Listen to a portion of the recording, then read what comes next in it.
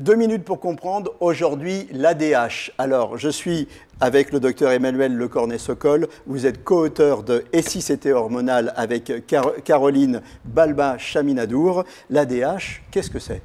L'ADH, c'est une hormone, donc c'est un messager qui va être responsable de l'état d'hydratation de notre corps, c'est-à-dire de la quantité d'eau que nous avons. Elle est sécrétée par quelle glande, cette hormone? Donc par l'hypophyse, qui est une petite glande qui est là, qui est située à la base du cerveau, oui. à cet endroit-là Oui, précisément. donc elle n'est pas tout à fait là. Elle est au milieu. Voilà, au milieu. Exactement.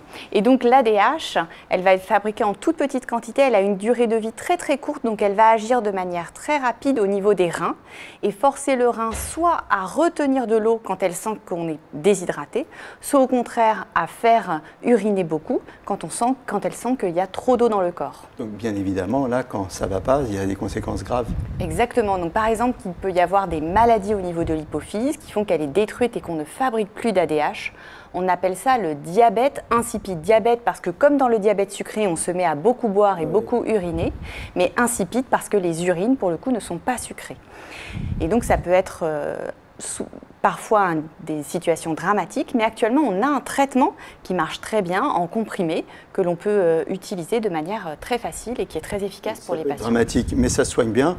Comment on se rend compte qu'on a un dysfonctionnement? Les premiers symptômes, qu'est-ce que c'est? Alors les symptômes, c'est justement le fait d'avoir tout le temps soif et de devoir uriner en permanence, en particulier la nuit.